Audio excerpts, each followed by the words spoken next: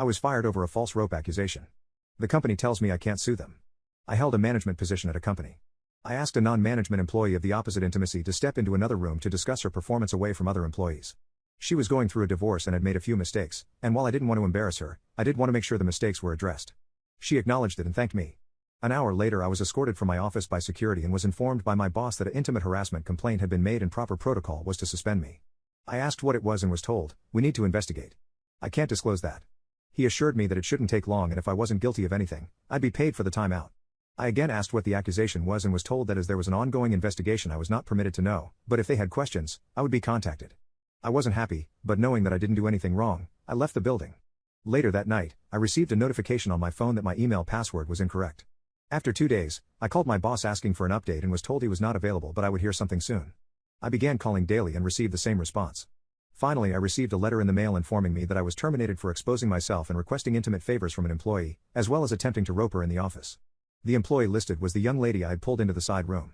I immediately called up my boss and was told, he is unavailable, and said to say the matter is closed.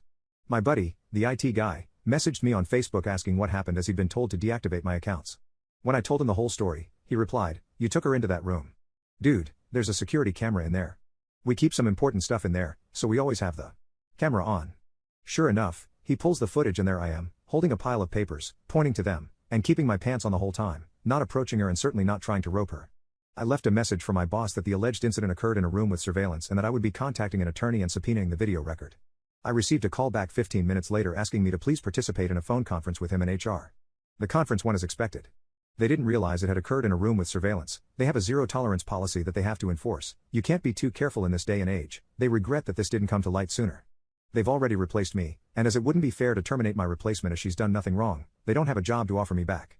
However, as a gesture of goodwill, they're going to pay me through my suspension, change my file so it reads that I voluntarily resigned, and provide me with a good reference. I replied that wasn't acceptable.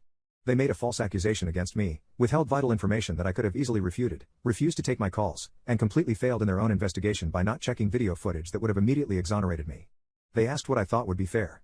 I told them they could immediately terminate the employee who made the accusation and either give me my job back or pay me out 1 year's salary in addition to what was offered. My boss said that he could not discuss another employee with me, and that neither of those options are feasible. The only options I have are what he already offered.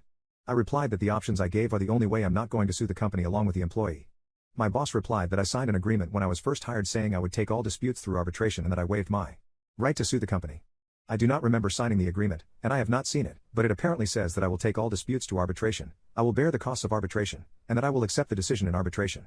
He stated that I will not fare any better in arbitration than he's already offered and I'll be out the money to cover the arbitration. I feel like I'm being bullied here, and don't think he would have scheduled a phone conference with such immediacy if he didn't think the company was vulnerable to a lawsuit. I'm waiting on a call back from a few employment attorneys. I was fired over a false rope accusation. The company tells me I can't sue them. A friend of mine at another company, after hearing what happened, he told me his company had an opening. I applied, interviewed, and at the end the manager asked me what I like to be called. 2 days later I got a call saying they'd gone with another candidate. My friend admitted to me that he'd gotten some flack for recommending me. Apparently HR had worked with one of the employees at my former company, and called the employee to ask what the deal was with me. To which the employee responded, he got fired for trying to rope a subordinate. I think he's actually being charged criminally. Long story short, I lost it, called up my old company, and the boss wouldn't get on the phone with me. Had an attorney draft a letter of demand and send it off. Had another phone conference scheduled. They once again regret that an employee provided a reference outside of the prescribed channels. The employee was coached on the proper way to handle such requests. My attorney informed them that in addition to wrongful termination, we would be adding defamation to our complaint against them. They insist that they have not broken any laws and they cannot control the actions of an individual employee who went against company policy. So we're at an impasse there. Either I move ahead against them, or I walk away. At this point I'm ready to drag this through court. I tried to take the high road and go elsewhere, but they're regretting a lot that they've done to me without any action to correct it. Oh. I almost forgot, they also sent me a packet of papers. Standard non-disclosure notifications, COBRA, and a blank copy of the arbitration agreement for me to sign. Why a blank one, you ask? Well, it seems somebody effed up. They weren't making people sign when I was hired, and HR never bothered to have me sign the agreement when I worked there. I of course have signed nothing that they sent me, including that agreement. I considered allowing arbitration if they pay the costs and I have approval over who is selected, but my attorney has advised not to do that. I wish I had better news to report. Things aren't as hopeless as they'd first seemed, but not as easily fixable either. As for the employee who made the accusation, I can't comment on what's happening there. Update 2, I was fired over a false rope accusation. The company tells me I can't sue them. I found out exactly what happened and why I was accused. I pulled one of my subordinates, Deborah, into another room to discuss a few mistakes she made, but did not discipline her further.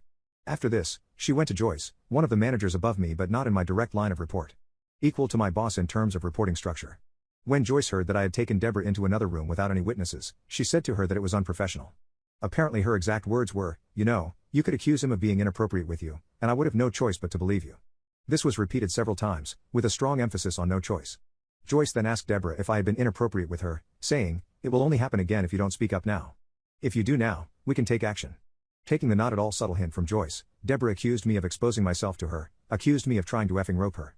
I also found out that when I wanted to take the new job, Sandy, an employee in Joyce's department, broke protocol and talked to HR at the new company, told them I had tried to rope a subordinate, and cost me the job. I was sick of the defamation at this point in my attorney and I launched a civil suit against the company and Deborah. The reason I found out why I was accused was because Joyce said she'd protect Deborah if she came forward.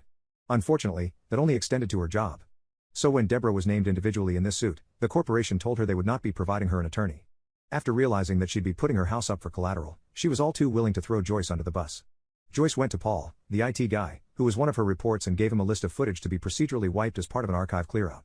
He pointed out that the incident with me was on that list and part of an ongoing investigation. Joyce told him that it was no longer needed and to go ahead and wipe it.